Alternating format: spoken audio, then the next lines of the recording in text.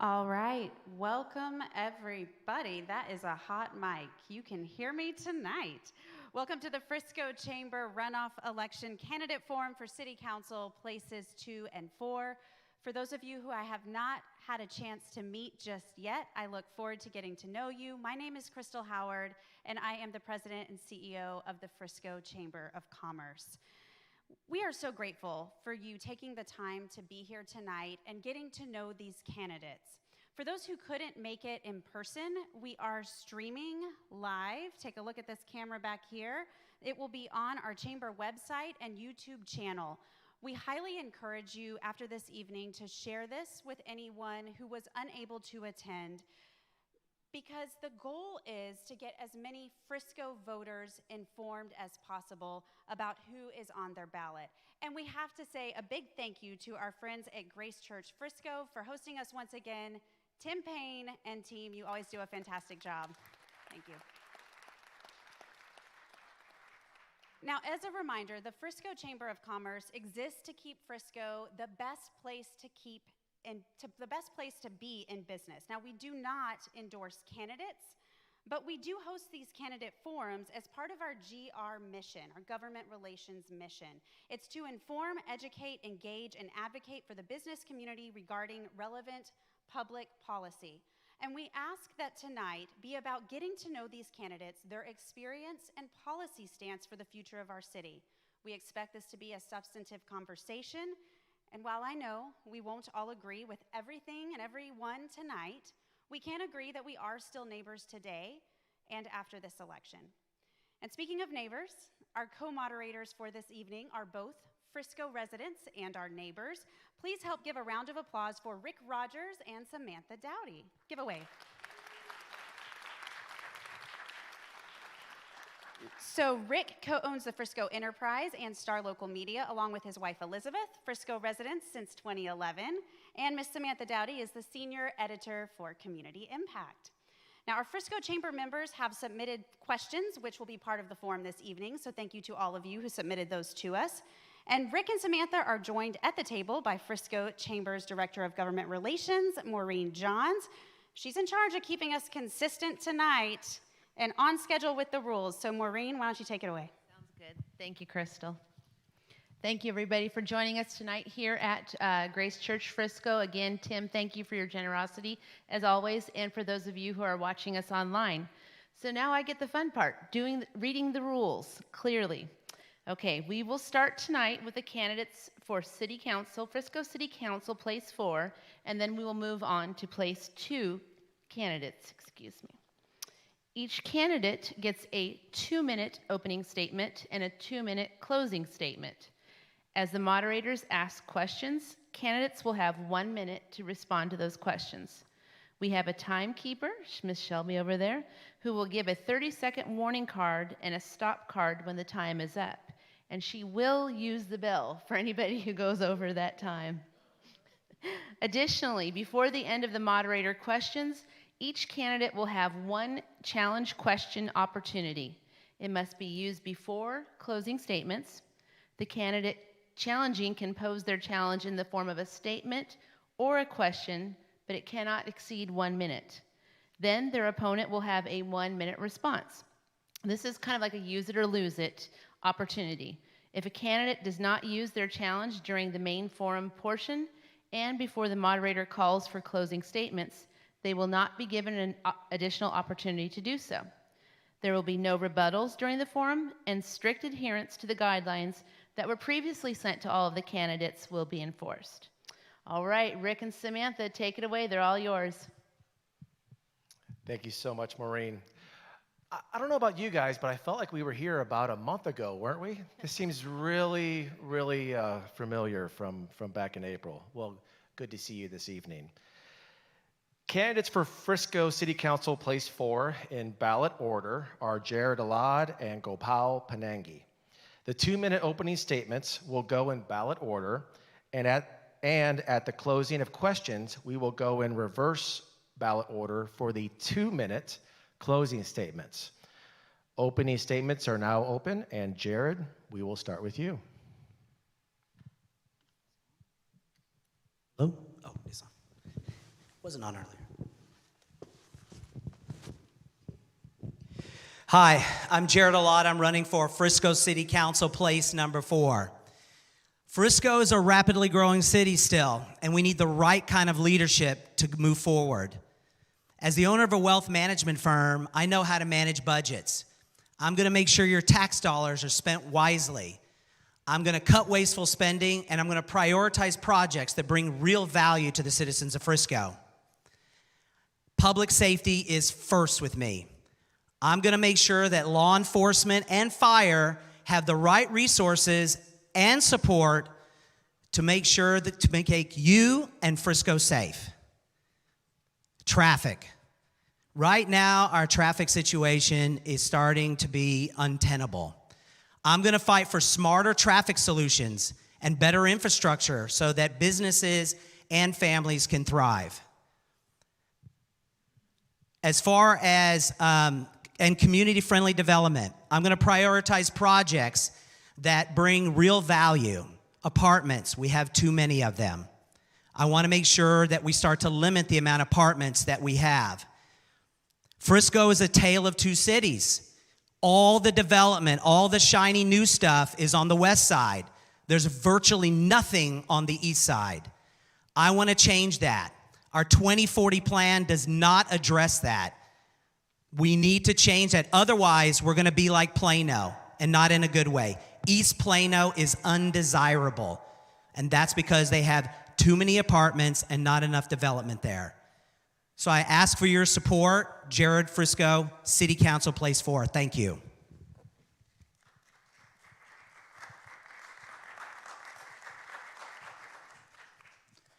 Good evening, everyone. My name is Gopal Ponangi, and I've been here for the last 21 years.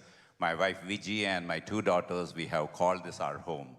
I've given back to this community in several ways. One of them is a nonprofit organization which gave back more than $50,000 worth of scholarships to the Frisco ISD students.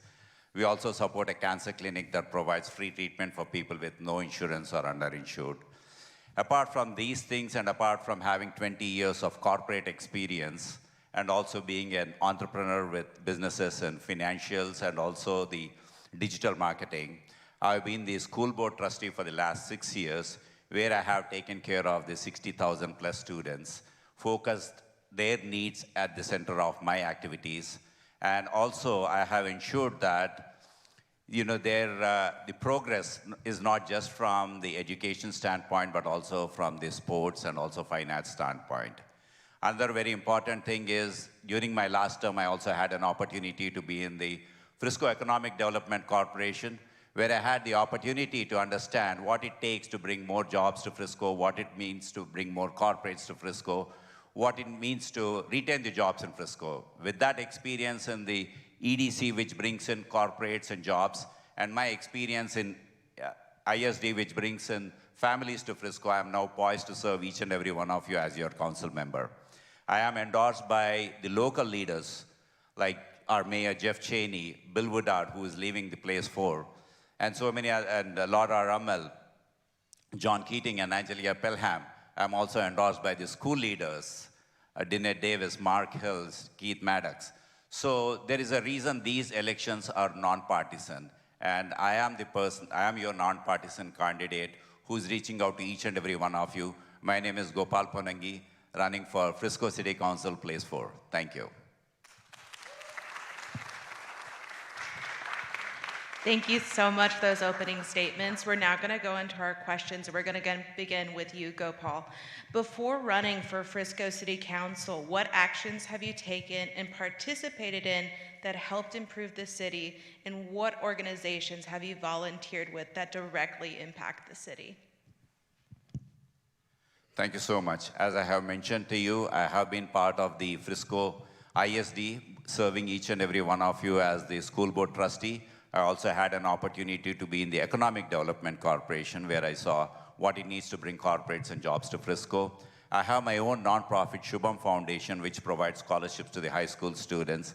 I have volunteered in various other nonprofits that have been continuously giving back to the community, more from the education space standpoint. So I have been here for the last 21 years, and it'll be 22 in a couple of weeks. And I have been giving my everything to the community so that, I do not want to be a consumer, but I want to be a contributor, and then I'll continue to do that as your future councilman. Thank you.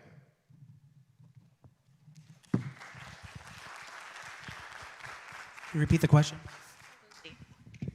Before running for Frisco City Council, what actions have you taken and participated in that helped improve the city, and what organizations have you volunteered with that directly impacted the city? Recently, well, about a year plus ago, I'm on my HOA board, 750 homes. Kind of a mess when I got there, unfortunately, but I'm still digging that out. My wife and I contribute heavily to the Chabad of Frisco. We sponsor the Hebrew school in its entirety. It started with about 15 students. We're up to about 45 students now. Also, the Chabad we're very engaged with. We did the Hanukkah celebration. We've been doing it for many years. Just recently, 2 years ago, it's now at the Star, and it's drawing over 2,000 to 3,000 people now. And so my wife is currently on Frisco School Board. She volunteers her time there. And so we've been here for about 12 years, and we love to give back. And my wife was my inspiration on why I ran. People ask me all the time, and I see the impact that she's made. And so I want to do the same thing. Thank you. Thank you. And for the second question, Jared, we'll actually start with you. I think it's safe to say that this election cycle has been contentious. And much of the focus of this, election season has been on the candidates. And while you're under the spotlight today, literally, I would actually like to kind of turn the spotlight, if we could, to the people in this room, to those watching online, and to the residents of the city. And I would love for you to be able to speak to, if elected, how are you going to refocus the conversation, not on politics, but on the needs of the residents of the city of Frisco? What specifically will you do?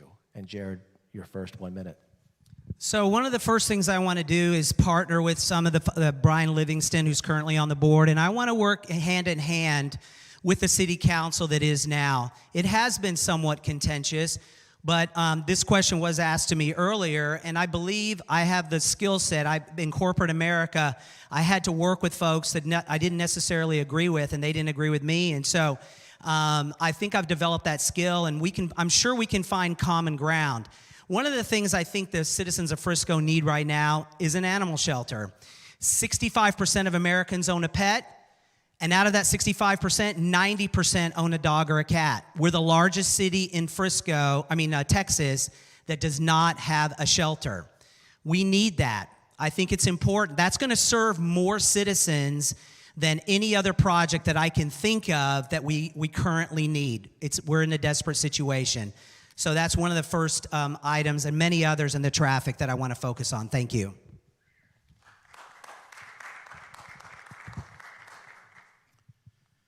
As soon as I become the council member, I will first have a meeting with the mayor to ensure that, I am understanding what the issues are. I will also set up a meeting with the city manager to understand where we are on some of the projects that we have already started. And I will also reach out to all the nonprofits, because the reason I'm saying it's nonprofits is because we need healing. During this election cycle, we have experienced a lot of things that we have not experienced before. The healing of the community is very, very important. If it is needed for just to have a team of 8 meeting with the city manager and rest of the city council meetings, I will do that. If there is a need for all the nonprofit leaders, whether it is irrespective of the religion they are belonging to, I would like to call for a meeting and then see how all of us can work together. Because elections, whatever has happened, has happened. But what we need to do is our children, our families, our community need to move forward in a manner that we will be a very remarkable city moving forward. Thank you. You can stay standing. This next question is going to begin with you. Given the recent rejection of the Frisco Center for the Arts bond propositions, what is your vision for supporting arts and culture in the city, and should this be a priority for the city and its leaders? Perfect. As I've already told long time ago that, I will be in the front and center to ensure and understand the needs of the community. Suppose there's a need for the community hall for about 400 or 500 capacity, then I will take that need and then, go back to the city manager and then other leaders so that there can be a private-public partnership and then take things forward. So what we have experienced is one thing from the bond standpoint, but the aims or the goals of the community need not stop. There might be several reasons why it did not happen, but it is upon us to ensure that they understand why it has happened and why it has initiated in the first step, and then what can we do in order to ensure that the needs of the communities are addressed in a very appropriate manner. Thank you.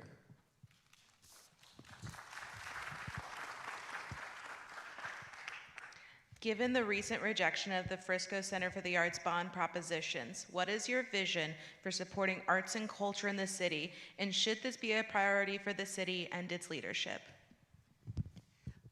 Believe it or not, some of you folks probably don't understand. We're building a performing arts center, a 1,200-seat facility. It's going to be gorgeous. The project that was presented before the citizens was not a bad project in itself, but financially it was horrendous for the citizens. That's why it was rejected resoundingly by the citizens. They figured it out. They did. But that doesn't mean we can't have a performing arts center. We are going to have one. It's going to be open in a few months.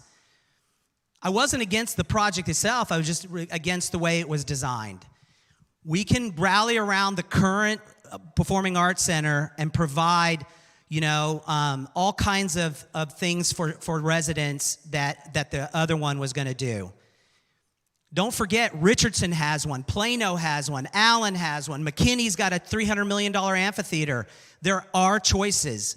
There are choices for our citizens to enjoy. Thank you. Jared, if you want to remain standing, the next question will start with you. So on the banner on the table which you sit, it reads the Frisco Chamber of Commerce. So I think we have to obviously ask a question around business. And just less than a mile down the road in downtown Frisco, there's a lot of construction going on right now. What measures would you introduce to support and promote small businesses within Frisco? As an example, and another question, the second question would be, is it the city's responsibility to assist small businesses when construction or enhancement projects are conducted by the city? I'm glad you brought that up. Recently, I visited a business downtown, and the business owner was lamenting to me and the people that was at my table saying that 9 businesses had closed. I didn't confirm the amount, but he was very upset because of all the construction that's going on down there. And he and I spoke for a few minutes, and we threw out some ideas together, and he appreciated that because he said he went before the city council and he felt like he was brushed off. That's not going to be the way I manage. People are going to be able to come to me with their problems. I can't solve all of them, but I'm going to do one thing that I think current leadership doesn't do. I don't think they listen. We need better communication. We need better communication, not just with businesses, but the local leaders. I'll mention all the endorsements I have at the end, and they all tell me one thing: there is no communication. I'm going to break that trend. I'm going to be different, and I'm going to help the citizens of Frisco. Thank you.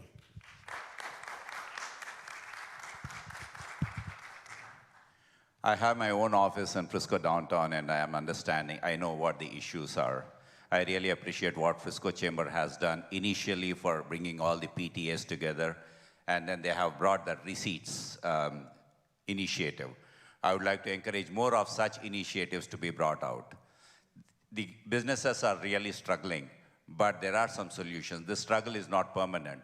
It is temporary, and then we need to ensure that the financial system, the banks and other things come to the aid of the small businesses so that their initial issues are being addressed. But by the time we complete the construction, by the time the roads and other things are done, taken care of, then all these businesses will be thriving.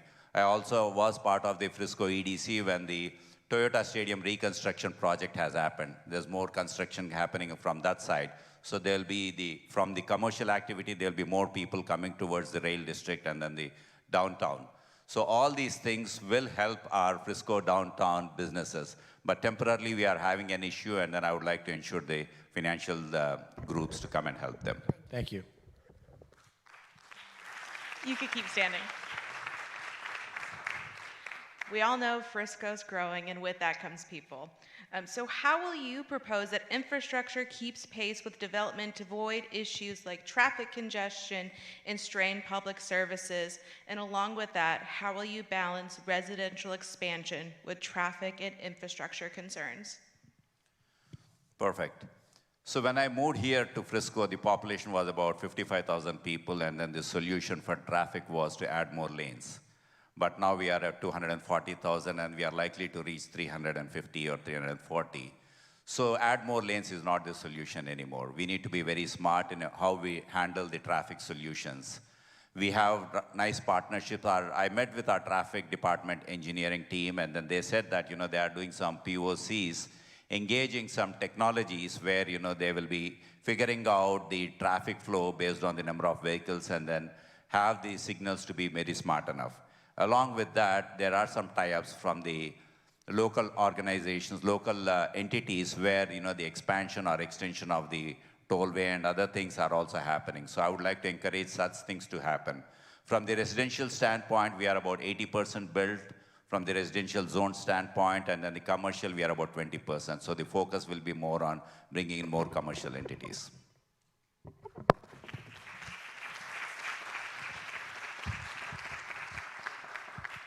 How will you propose that infrastructure keeps pace with development to avoid issues like traffic congestion and strained public services? And how will you balance residential expansion with traffic and infrastructure concerns? So I spoke with the Frisco Police Association, and I asked them point blank, with a Universal coming in, what's the solution to that? What are they going to be doing? And they shared with me, there is no plan. And I was stunned. I was like, what do you mean there's no plan? There's no plan. Their plan is to do overtime to manage that. And so I want to work with the Transportation Commission and try to get some more dollars. I was speaking with Jared Patterson, the state representative, and he just gave a whole bunch of dollars to parts of Denton County, but not at Frisco. And I asked him why. He said, well, I don't have a relationship with Frisco. And so that's why there was no dollars that were brought in here. I'm going to try to rectify that and try to bring more. There's tons of infrastructure dollars out there. We just have to fight for it, and we haven't been. Thank you.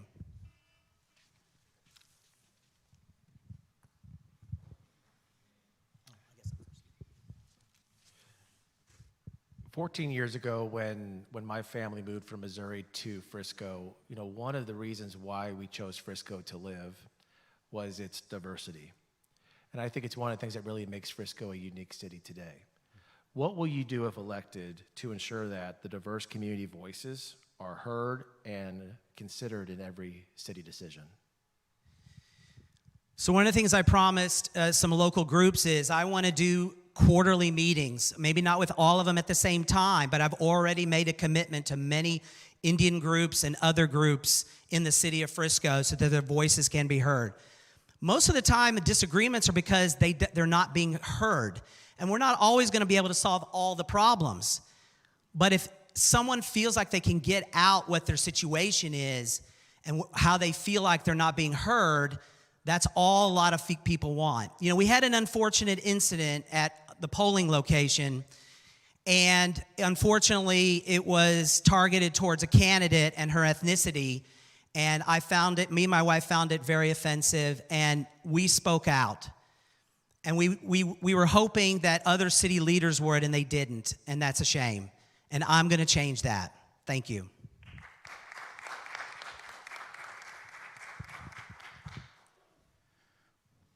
More than words, I'm a person of action. When we had Mayor Cheney take up the role as a mayor in 2018, he first formed an Indian Affairs Committee.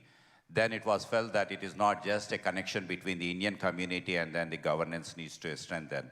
Then that spawned off into another subcommittee that was taking care of the entire community, all the ethnicities, which again spawned off into a multicultural board, which is now a formal commission under the Frisco City. So I would like to ensure that, such initiatives are taken care of, and then people from all ethnicities, all areas from the world, when they are here, their functions, their festivities are all celebrated by this city. We have seen that happen here in the Frisco City Hall, and then we'll continue to do that. More and more events will happen here, right in front of our municipal hall, so that, all diversities, people from all cultures will have a place here and then continue to celebrate. Thank you.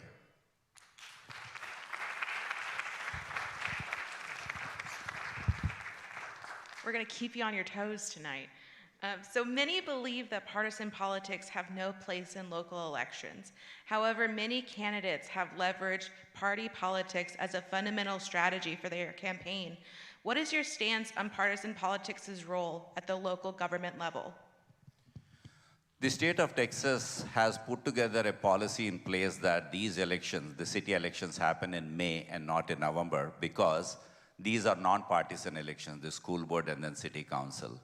And then there is a reason, because the people have to be grounded, they need to know the people, they need to focus on the local infrastructure, local people, local schools and other things. That is the reason they wanted the partisan politics to be kept for the state level elections and then also the center level, the federal elections. But as far as local elections are concerned, it has to be partisan. And then as a member of this community, I have supported candidates of both the parties when I found that that particular person, irrespective of their party background, to be good for our community. I have done that before. And even now, the endorsements that I get are from the local leaders, and then they are from all political parties. What is important is what's happening here locally. Thank you. Thank you.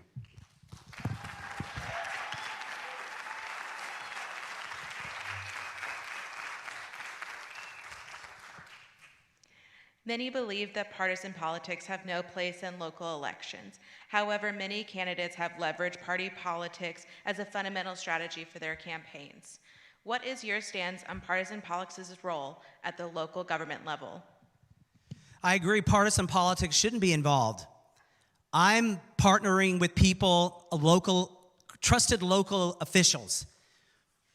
People have asked me about that, and I say, well, those are the people that are elected in this area. Jared Patterson, Angela Paxton, Ryan Williams, Sheriff Murphy. Those are the people that are elected. I didn't choose them. The citizens, you guys chose them. And so I view them as not party politics. I view them as partners. How can I make the city of Frisco better? I've already reached out to them and said, once I'm elected, again, I want to sit down with you. I want to be proactive. See how we can partner together, communicate. Right now, we don't have that with the local elected leaders. And that's sad, because these are bright, energetic people with fantastic ideas, and we need to be working with them. And so that's what I want to do. I'm not going to be looking if they're a D or an R. Thank you. So as we get near the end of our questions, just a reminder that you do have your challenge statement or your challenge question available to you. Just wanted to give that reminder.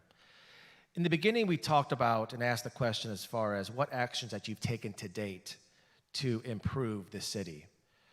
The question here is, what specific steps will you take moving forward to strengthen the relationship between the city, its leaders, and its residents, improving the quality of life for all if you are elected? I guess I have to go back to what I said before. I think it just starts with just sitting down with someone and trying to put aside our differences. What I want to do is just pick a project that's important to them first. And let's partner on that, because I'm sure the leaders have their projects they think are important. I'm good with that. Then after that, once we build a relationship, we can move forward. Because the citizens of Frisco deserve people that are going to manage and help the residents. They're as great as Frisco is. My wife and I moved here 12 years ago, and it's still a great city, but it has challenges. We need the right type of leadership to move it forward. We need a different type of leader, someone that can manage not just the top line, the revenue, but can also manage all the other things the city needs. and there's complicated situations that we have to do it together. No one can do it by themselves. Thank you. May I request you to repeat that again? Absolutely. So in the beginning, we talked about what actions you've taken to date to improve the city. As a follow-up, we want to talk about what specific steps you will take moving forward to strengthen the relationship between the city, its leaders, and its residents, improving the quality of life for all. What steps moving forward? As I said earlier, what our city needs is healing. So apart from having the meeting with the mayor, apart from having the meeting with the city manager, I would also like to have all the community members to come together in a town hall setting and then understand the needs, understand what it needs for them to thrive. What do they think about the city, and then what do they think about the future of their children, and then how they want to move forward. So what are their expectations from the governor? What are the expectations from the school board? I will also rope in our school board friends to be part of that conversation. Have also the police and fire department, have everybody in one hall, and then have the conversation start as to what we can do together to make sure that they feel very safe, they feel very secure, and they feel that this is the city they have chosen. For whatever chosen they have this city, I want them to be most happy in this place. So I will take up the initiatives that will come up from that meeting and then take it forward. Thank you. Those are our questions, but we're now going to turn it to you. Candidates, we wanted to give each of you the opportunity to ask your opponent one question. Your opponent will have 1 minute to answer your question, and we'll go in ballot order. So Jared, you're going to start, and then we'll follow with Gopal. Jared, we would love to hear your question. Gopal, I've noticed on a lot of the speeches you talked about being fiscally conservative. Why is it that you decided to not only vote for, but you campaigned very heavily for this past November for the Frisco bond? It was a tax increase and $1.2 billion in bonds. Can you walk us through how you came to that conclusion that not only voted for it, but you actually campaigned heavily for it? Thank you. There are something called needs and wants. There are several schools which are more than 25-year-old. The carpet needs to be changed, the furniture needs to be changed, the technology needs to be changed. We spend so much time on everything we do, and then most of the things we do is focused on the children. If the children are not having better infrastructure for them to thrive, then there is no point in whatever we are doing. So with that intention, with the students and then the children at the center of my heart, I voted to ensure that we have better facilities. It is a common thing. Having a bond is always a common thing that we do. And in this particular case, we have several schools which needed the uplift, just like we take care of our homes. And then it was not a tax increase, even though legally we have to say it is a tax increase. The state government asked us to do that. We had several schools for which we used to pay the mortgage for the last 30 years. That is ending. So we will be repurposing the same money to pay for the bonds that we'll be taking from this. So that was the reason I was advocating for that. Thank you.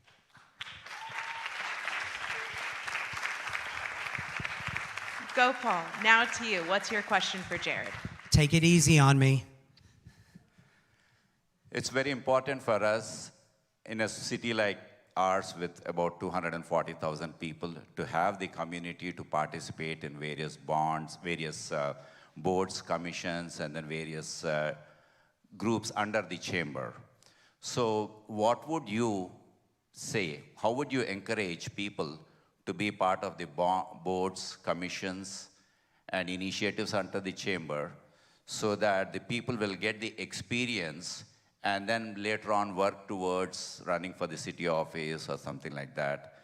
Plus, if you have any experience in running for serving the city and the boards and commissions, can you elaborate on that? I'm sorry. I'll ask How many again. questions was there? Yeah.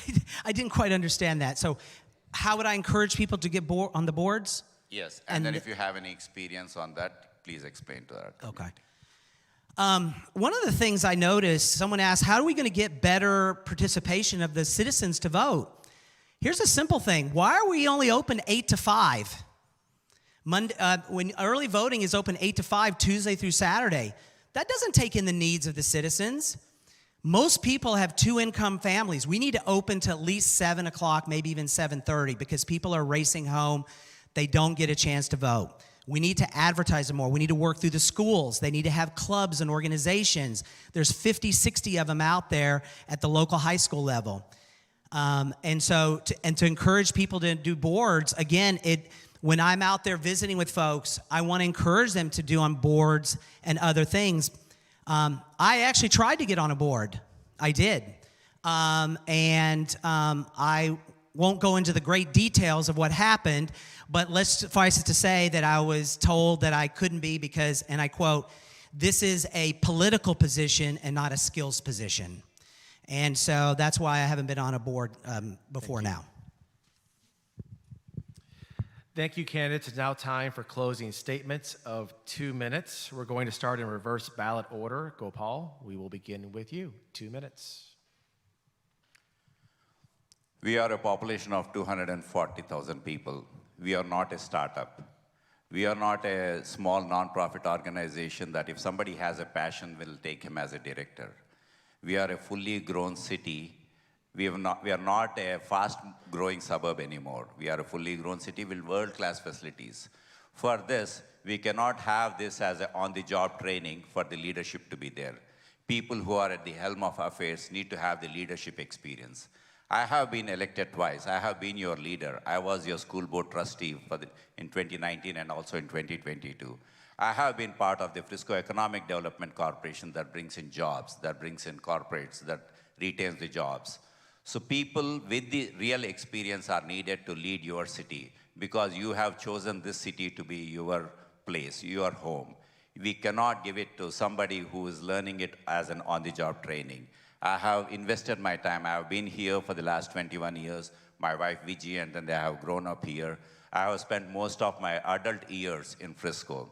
I have a nonprofit that continues to give back to the community. We have given back 50K. We'll continue to give back more towards the scholarships. We have given back 50K to the cancer clinic. We'll continue to give back. I am vested here, and then I have been serving all of you. And I have the local endorsements too, not the national level or state level endorsement. I have the endorsement from our mayor, I have the endorsement from our council members, I have the endorsement from the FISD leaders. So I'm here to serve each and every one of you with a pure heart, and I need your support to continue to serving you as your future council member.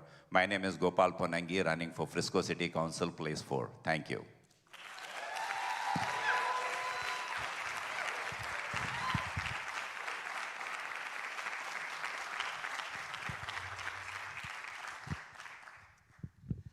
Fiscal responsibility and transparency, that's tossed around a lot. My opponent voted for tax increases. It was a tax increase. It said it right on the ballot, tax increase. Before we approve bonds, we have to make sure our citizens agree and communicate to them why we need it. There was a bunch of wants and not enough needs. And that's why the citizens rejected it. That's why you need someone like me that will go in and prioritize when we need to have tax increases or bonds and when we don't. That's why it got rejected. Traffic, I'm going to be focusing on that. It is a huge problem with Frisco. It's getting worse by the second. If you think it's bad now, wait in 10 years, you're going to think it's the sweetest massage right now. Community-friendly development. We have too many apartments, way too many. We don't need that. We need starter homes. We need more retirement communities. We need better jobs. Now that the performing arts has been defeated, we need to take those EDC dollars and pump it into real jobs. Why is JP Morgan Chase in Plano? Why is Toyota there? Why is Tesla in Austin? Why is it not here? We have the dollars to recruit those companies. That's the type of jobs we need. We need AI. We need tech. Endorsements. Angela Paxson, state senator. Jared Patterson, representative. Frisco Fire, Frisco Police, Sheriff Murphy, Sheriff Skinner. Someone just told me recently, no one has ever got all 4 of those. when they were running. They endorsed me because I'm going to prioritize public safety. That is key. People talk about it. Even my opponent talks about it. But they endorse me and not him. Oh, thank you. Thank you. Thank you, candidates. For Frisco City Council, Place 4, we will now have a brief pause while we reset for Frisco City Council, Place 2 candidates. Thank you both, gentlemen. It's been a long day. I didn't know.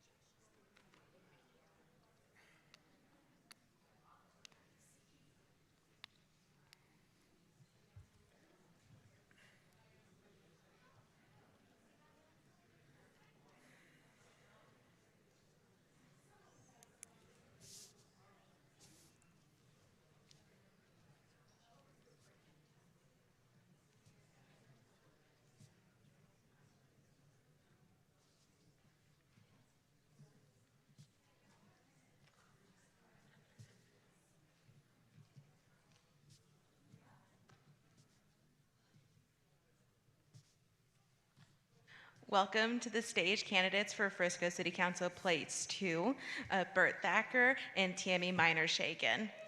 You have heard the rules this evening and received them prior to the forum. We'll start with a 2-minute opening statements in ballot order. Bert, we'll start with you.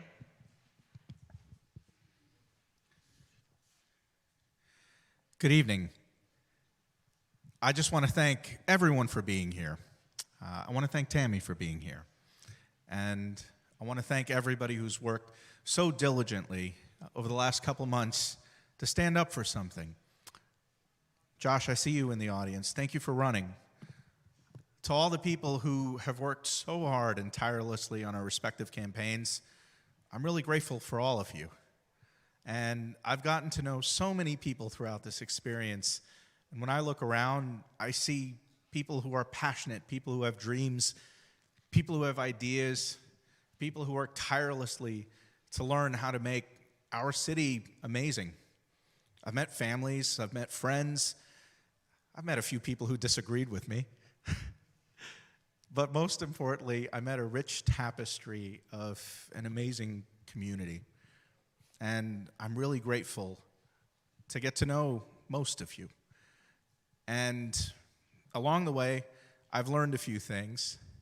I've learned that we're all part of this incredible fabric known as the United States of America. And I'll tell you, it's one of the coolest things in life to be able to run for office, and especially running for city council here in Frisco. I just want to thank everyone for coming here, for listening, and I hope tonight we can have a really awesome dialogue. So thank you very much.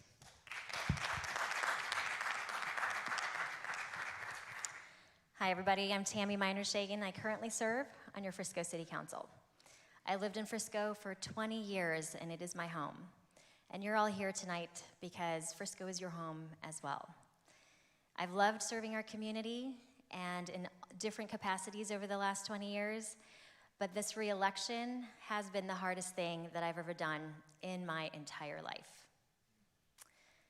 I am very grateful for the love and support of my husband, my 3 daughters, my friends, my supporters who have walked in this journey with me. And I'm thankful for many of you who have had open, honest, and healing conversations. There is more that unites us than divides us. But what is happening in Frisco is not okay. This is not our Frisco. Doing secret recordings, having multiple fake profiles, anonymous blogs, attacking family members, this is not right.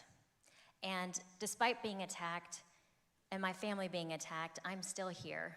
I'm here to fight against the dirty tactics, fight for Frisco, and I believe all of us need to come together and refuse to accept this as the new normal of choosing our Frisco leadership. We need to choose better. I believe that tonight you're going to hear more empty promises, performative politics, sound bites. I'm here to talk about my record and what I've actually done for the citizens of Frisco and for our city through my time here. And I look forward to earning your vote and sharing more about my time here in Frisco. Thank you.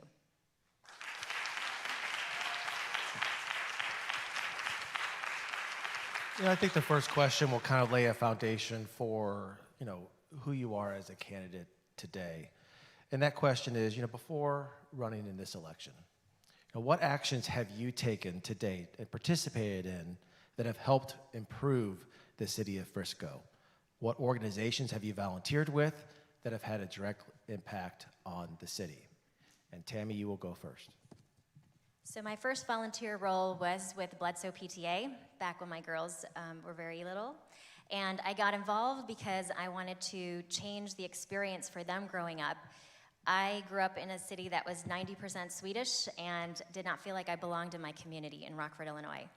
And it was important to me that they did not feel the same way I did growing up.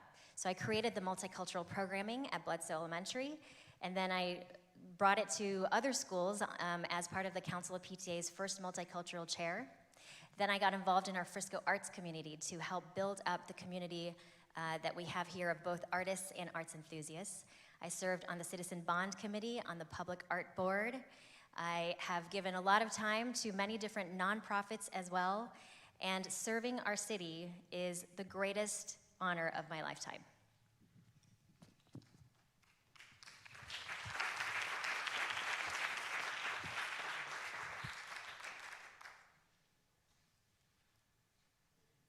Would you mind repeating?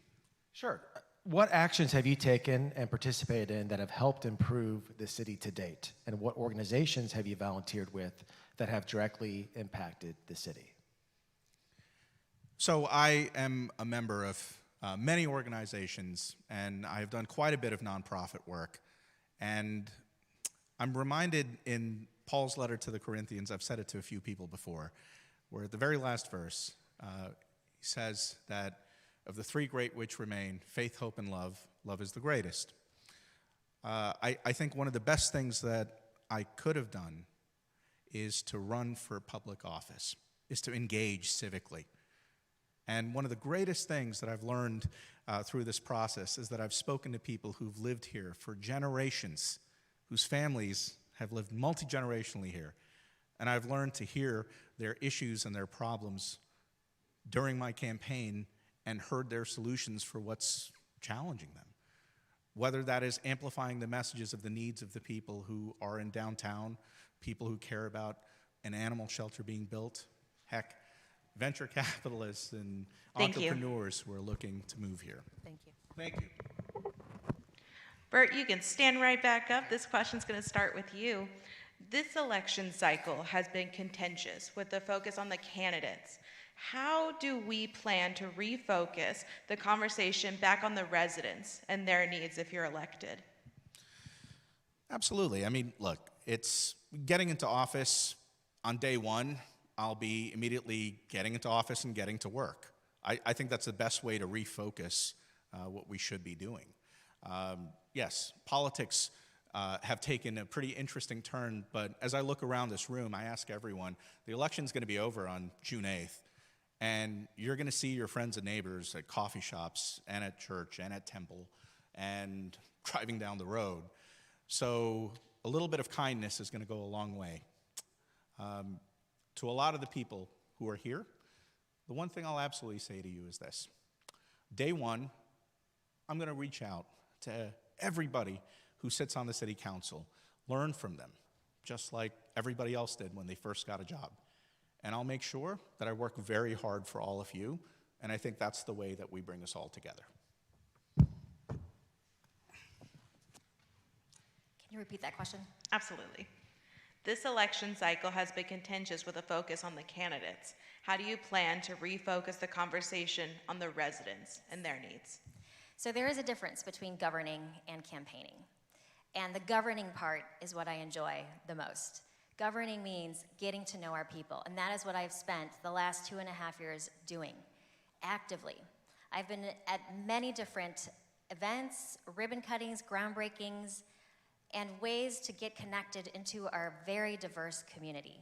I've attended so many different cultural events as well that are all over the city, all 4 corners of our city.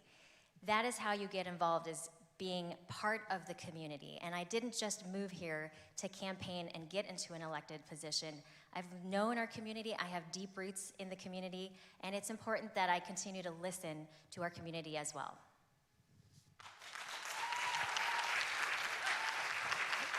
Tammy, this next question will be for you to start. Given the recent rejection of the Frisco Center for the Arts bond propositions, should it be a priority for the city moving forward to continue with considering a Frisco Center for the Arts for the community? And, what do you see the city's role in terms of supporting the arts in general? Well, the arts does exist outside of 4 walls. It doesn't have to be in a building. And we do have the word arts in our 7 strategic focus areas, which was new in 2022. So we have done a lot to promote arts and culture in our city. It doesn't have to be in a building. What I'd like to see is that it's a building that does not raise our taxes and is not necessarily even paid for by our property taxes. That was the project that was in front of us. It is no longer going to be funded in that way. But when you look at what has happened in our community for the arts, we've hosted the Academy of Country Music Awards 3 years in a row. We have obtained the music-friendly state designation. We have increased, historically, the arts tourism funding. We have given people opportunities to bring their music all over, especially with all of our nonprofits. So the community is strong for the arts. We'll continue to support it, and it doesn't have to be in the building. Thank you. Thank you.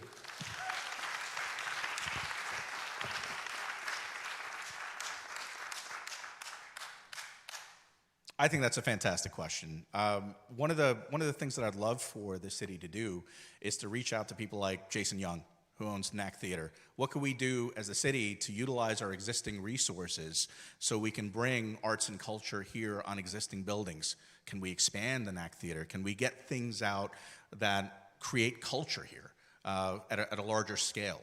We have movie theaters here. We should be figuring out ways to get a film festival here in Frisco. And what if, through the course of that, not only do we expand our local businesses, but we also enhance the amount of arts and the arts revenue that could be coming here. So I'm definitely open to ideas. I'll be looking to work alongside not only the city council, but also local businesses to help drive something that is not only economically sound, but benefits the arts.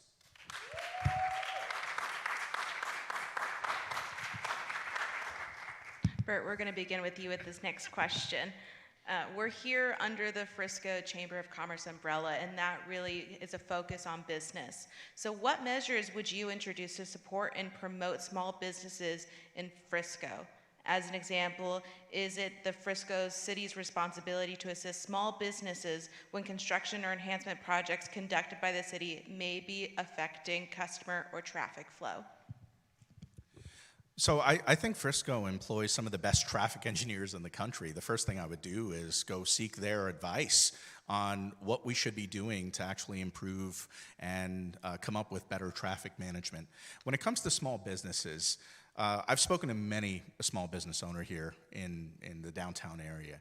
And so could we possibly work with other members of the city council, work with the EDC and the CDC so we could use that money for infrastructure improvement, and also maybe collaborate with the other city council members to have better, how should I say it, better city planning so they're not affected. Maybe we could work out an agreement where we can give a one-time grant. Maybe we could work on other methods. But these are the kind of ideas that I think are absolutely essential. Our downtown is vibrant, and we need to maintain it.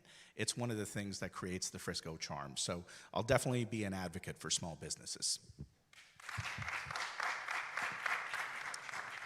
Several of the small business owners in downtown are my good friends, and it's difficult right now.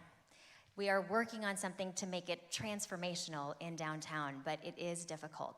One of the things that I'm proud that I got to do in my first term is actually connect our EDC, our Economic Development Corporation, with the small business community. It's something that did not exist before, but we realize how much they need the assistance. So the marketing assistance has become actually something that we're doing now. And then the grant program, although we have had to tweak it, and in our most recent work session, we talked about, I think we're gonna have to expand this. We're gonna have to look at a scope a little larger because it's not accomplishing what we wanted, which is to really directly impact our small businesses. So we're gonna continue to work on leveraging what we've got and listening to our downtown merchants. We have our downtown liaison is another new position that we created in order to fortify that relationship. So we're gonna continue to do all those things. Thank you. All right, Bert and Tammy, we're going to talk about the most exciting word in city government, infrastructure. I know. Everyone, don't get too excited. We're going to talk about infrastructure, but I think everyone really wants to talk about it. If elected, how will you propose that infrastructure keeps pace with development to avoid issues like traffic congestion and strained public services like police and fire? How does the city best balance residential expansion with traffic and infrastructure concerns? And Tammy, we'll start with you, 1 minute. It's really important that we rely on our 2040 comprehensive plan. And in that plan, it does talk about creating transit-oriented developments where we will be able to have more people moving. And you have to leverage that density that's about to come in. We're at 230,000 people right now. We will get to 330,000 people. If we do the same thing, which is single-family homes and cars, we will have the gridlock that is inevitable. The 12.5 million people coming into our North Texas area by 2050, practically impossible to move around. So we have to create ways to leverage that density that's coming and create those people moving, micro-mobility, transit options. That is one of our top priorities now. And continue working with the Regional Transportation Council. This is a regional problem. This is not just a Frisco problem. And that's why we must have regional solutions and work with our partners, our partner cities, to create those solutions.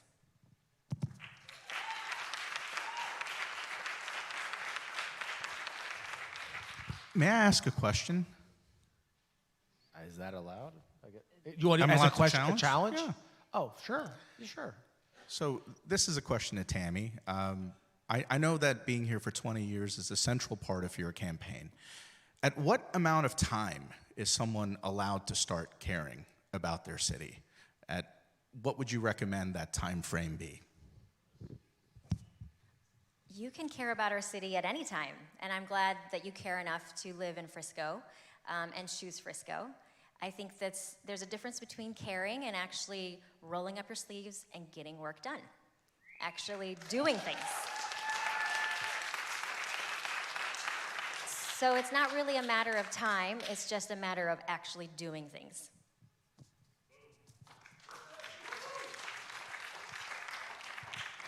So, I got the question. okay, you got the question? So I think regarding infrastructure, absolutely I'm going to rely on our traffic engineers. Like I said, they're among the best in the world. And we have an amazing city manager and, the city management team that manages infrastructure. So along with that, one thing that we are missing right now is expanding our AI infrastructure, fiber. You take a look at downtown, for example, you have a lot of the areas, almost 60% doesn't have sidewalks. You have open drainage ditches. So these are the kind of things where we have to work and move expeditiously to make sure that we are modernizing. I spoke to one resident. Some of the sewer lines are from the 1920s with the original clay pipes. So let's start modernizing, let's start figuring out the actual infrastructure needs, and while we're at it, let's modernize our city because this is going to help the next generation of Frisco residents as well as entrepreneurs. Thank you. Thank you. And, Bird, just a reminder, so that was your one question or one challenge that you had. Just want to make sure. So I want to stay on the infrastructure talk just a little bit because it seems in the past several years, this narrative continues to grow in that there's almost two Friscos. So 14 years ago, I moved to Frisco. My family and I chose Frisco. And when we moved here, there was one Frisco. But now we hear there's West Frisco and then there's East Frisco. And East Frisco is being ignored over West Frisco. And now you could say maybe there's North Frisco versus South Frisco. So Bert, we'll start with you. You know, what, if elected, okay, I mean, how do you view the city as a whole? And is there a division? And if there is, how will you solve to erase that? I've knocked on thousands of doors, and I don't really see a division in our city. Where I do see are improvement areas, for sure, right?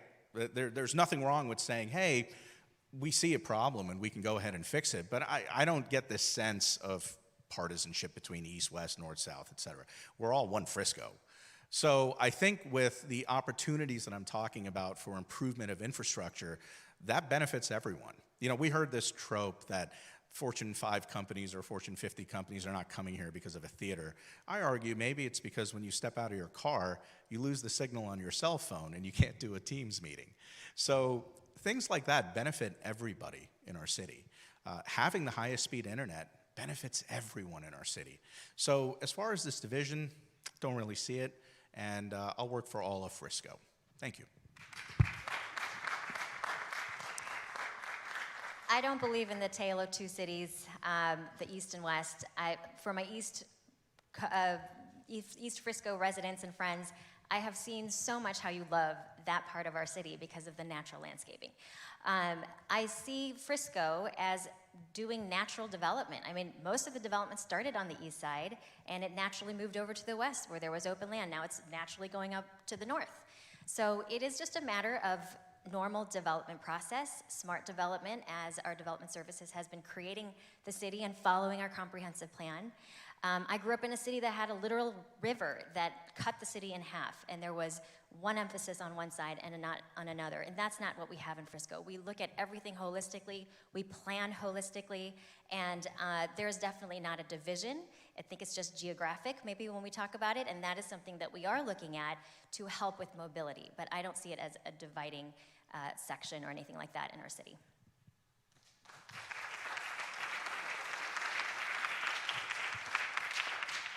We're going to stay in the vein of development with it being Frisco. So what is your stance on increasing housing density or allowing mixed-use developments in the city? And Tammy, we'll start with you. Sure. We have a lot of mixed-use developments in our city. In fact, I think our city has more mixed-use developments than any other city. And that is a great thing because there's going to be a lot of sales tax revenue generated from these mixed-use developments. And that sales tax revenue can help with our general fund. 30% of that goes into our general fund. And then it also refills our Community Development Corporation bucket and our EDC bucket to allow us to do things without taxing our property owners. So that is a good thing for our city. Now, how do we balance the experience of a mixed-use development while you are living as a resident? Well, if we can make it accessible, when you look at the Star, the accessibility to all of the activities, or the PGA championship golf courses and the Omni and everything around there, the accessibility to championship golf courses that you don't have to have a membership to. You can walk around those open trails. If we can continue to make sure that everyone can experience Frisco, where you can live, work, play, and stay, you have 10 minutes access to a park nearby, and you can get around easily.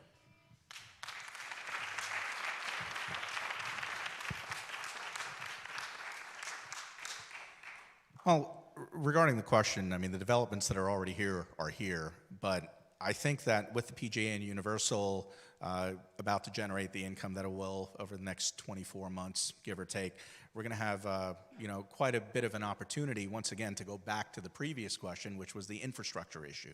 So you can have people, moving here and not moving here. We can have businesses coming here, mixed-use developments, but we have to figure out the basics. As opposed to worrying about turning Frisco into a destination city, let's start taking care of our needs.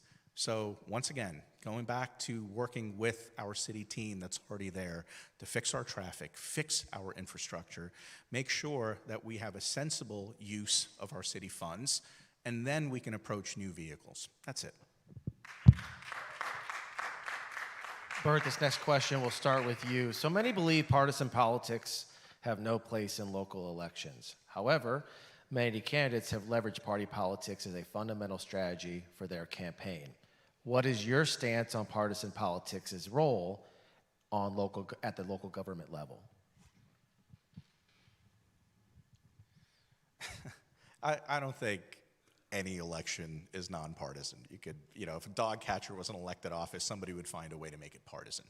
I think that one of the incredible benefits of understanding at least the levers and a little bit of the federal, state, and local government and having relationships with those people create incredible opportunities for Frisco to be able to get funding sources, access to grants, access to programs, as well as, more importantly, escalation of local issues.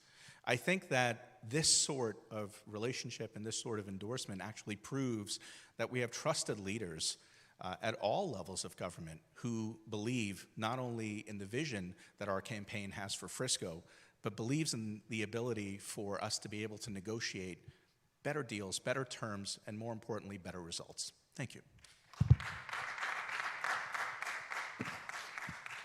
Well, unlike my opponent, I have never run a partisan race, and so I don't know what it's like to do so. My team is from all sectors and all political beliefs. And to me, that's exactly what Frisco is. We are a real mix of thoughts and beliefs. And it's really hard right now in this political environment to even know who is on the right and who's on the left. It's really in Frisco, it matters, do you know my city? Are your values aligned with Frisco values? Do you reflect and represent me or you on city council? And those are the real questions. What is your record of service? What accomplishments have you actually made that help us build trust in what you're gonna do for the future of our city? So those are the questions that I would be asking versus whether you are an R or D or anywhere in between.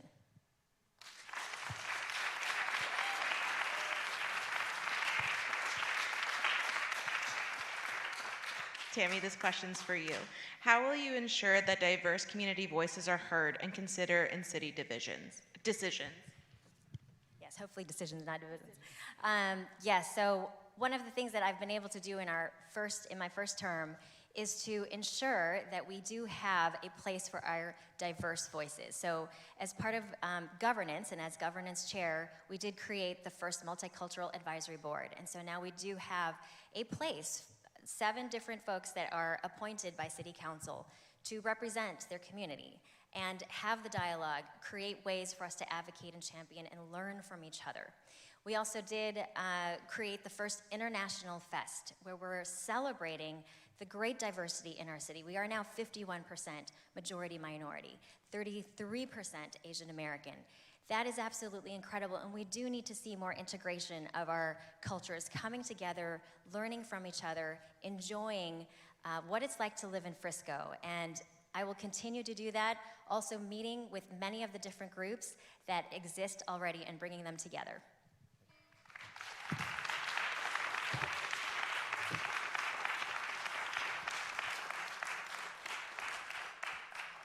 I'm going to take a different tack on this. I obviously have met with many groups. Just by a show of hands, do any of you know who Corporal Robert Ray Brown is? Just by a show of hands? We got a few. So as you know, one of the things that I'm really trying to get done is to see if we can build a VA clinic here. And here's a little bit of trivia. We had one resident of Frisco who died in Vietnam. And that resident, while he served in active duty and was a combat veteran, or, well, combat, in the middle of combat, was a gentleman by the name of Corporal Robert Ray Brown. So when it comes to diversity, one of the beautiful things to me is the diversity of our history, how much of a history they've had. I'd love to name this Veterans Clinic after Corporal Robert Ray Brown, and he just happened to be black. Thank you. I'd like to challenge that. Go ahead. So the VA clinic, there is something that's already working at the state level for that, but if you were to try to create something in Frisco, how would you pay for it without taxing our own property taxpayer? Is that a question for me? Okay. I'm really glad you asked that. So this goes back to the endorsements. I've already started reaching out to congressmen in our area and asked them and engaged them, hey, what would we need to do to build a VA clinic? See, I don't wait to take action. I go ahead and get the process started.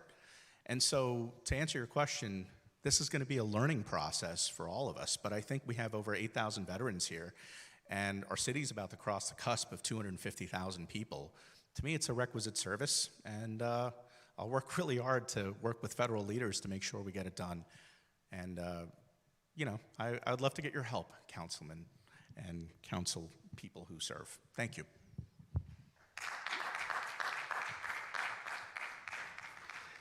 In the beginning, we asked the question of what actions have you taken and participated in that have helped improve the city to date.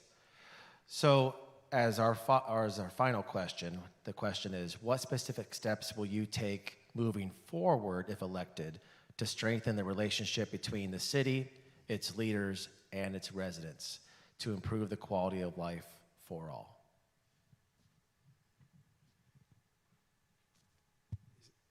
Yeah, Bert, go. Yep, yes, Bert, 1 minute, please. So I'm already doing it. I'm already reaching out to a number of people who are currently serving, as well as regional leaders, leaders of other cities, other city council people, engaging with representatives at the state level to try to figure out what needs to be done. But also, I want to point something out. I went to many events, from plug and play all the way down to local events that concerned members of our community have for a number of different issues. And guess what? We have so many solutions here. They just need amplification. And so we can tie in not only cross-collaboration, but also take the ideas from the people who have been working on this, sometimes for decades, and bring them up to the city council. And with the city council, we can help develop an agenda, a plan, and an execution. Thank you.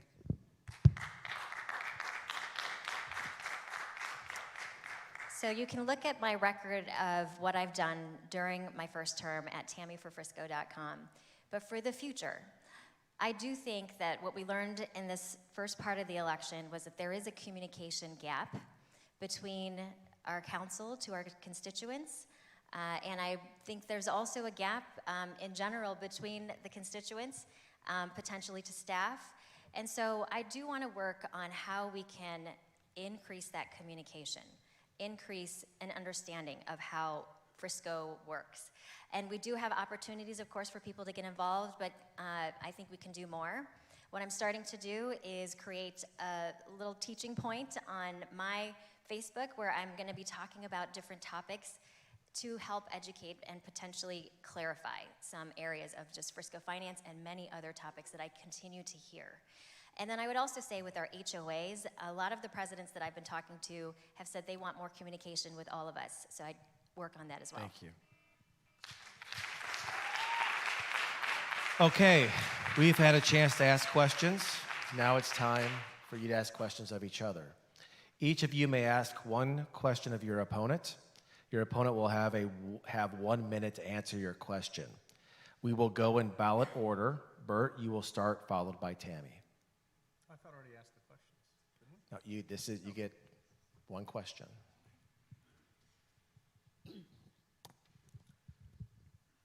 Tammy, you bring up leadership as being an essential requisite for being in government, and one of the examples you give is a leadership requirement by serving on a board. Yet, I've heard you say it, that you denied somebody on the other seat in place 4 from serving on a board, not because of their merit, but because you didn't essentially like their attitude. So how is someone going to get experience sitting on a board if the city council member like you is blocking them from serving? So that's an interesting question. I am one of the people that continues to reach out to anyone who applies for a board position, and I like to have those conversations. I like to ask them questions and learn about who they are as they're looking for a board position. What I did say is that these are political positions, so not always is it about the merit. It is not that it's one person that makes a decision, but it's a group of 7. And it is true, it's a political appointment. So if there was a miscommunication on my part, I own that, but it is certainly not something where we're saying you cannot have a position. I was definitely saying it is not always based on merit, it is a political process.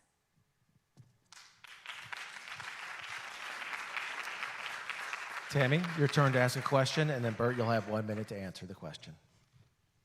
So Bert, recently I know that you have been meeting with our city staff, and during some of those meetings, we have heard that you said that the truth is what you make other people believe.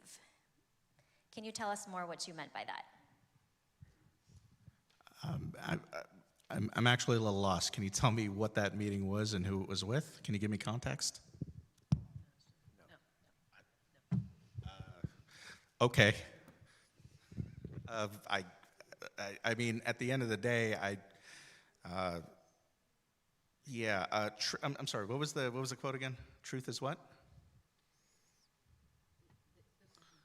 Yeah, I have no idea.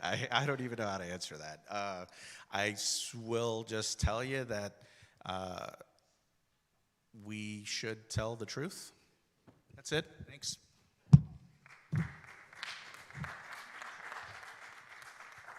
Thank you both, Bert and Tammy, for answering all of our questions. If we had it our way, we'd probably be here all night asking questions. So now we're going to move into our closing statements of 2 minutes. We're going to start in reverse ballot order this time. So Tammy, we're going to start with you. I believe that this election is consequential, and it is about public service, not lip service. I have been serving our city faithfully, and then since 2022 on your Frisco City Council. During the same amount of time that I've been on City Council, my opponent has run for Congress twice and lost, once in California and once in Texas. After moving to Little Elm and then to Frisco, there is no record of any accomplishment or minutes of service. There was no attendance to any council meetings until campaigning began. There was no attendance to veteran events or cultural events until campaigning began. There is no work of governing in our city. He has not managed a budget. He has not created policies. He has not served on any council committees, legislative, governance. And he has not seen the work that we actually do during the week, minute by minute, the things that are required as a council person. I am not a paid actor. I did not move to Frisco to campaign. Frisco is my home. I am serving here because I love my city.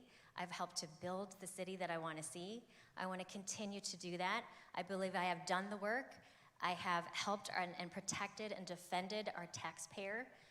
I have reduced our tax rate 3 years in a row. I have implemented a homestead exemption up to 15% and a senior tax freeze To me, I'm committed to giving you the greatest return on your investment for choosing Frisco. And I believe I have earned my seat, and I look forward to earning your vote as well. Thank you.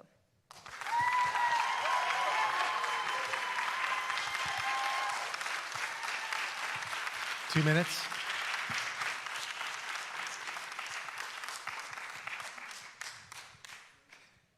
Well, thank you very much. Little Elm is a fantastic city. Unfortunately, I've never lived there. But what I will say is this. I might not have lived here in Frisco for 20 years, but in 2 years, I managed to get to the core of what a lot of people care about generationally here in Frisco, okay?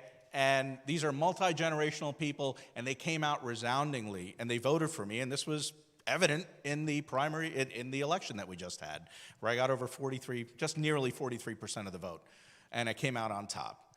And so I might know something about what the city cares about.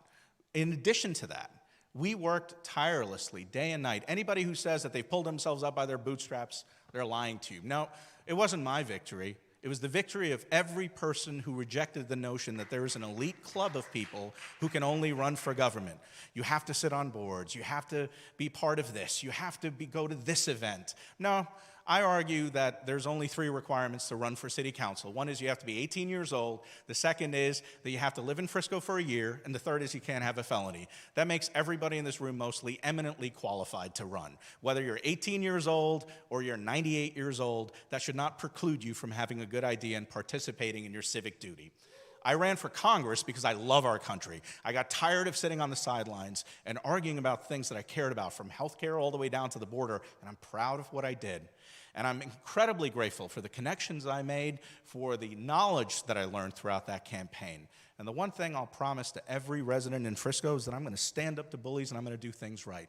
I'm going to stand up to bullies, whether you're being bullied if you're a 300-pound firefighter, or whether you're being bullied because of a religion that you are a part of or a community you're a part of, or whether you're being bullied if you're a black woman. So I'll stand up for all of you. I'll work really hard for the residents of Frisco, and I promise you I'll do good things.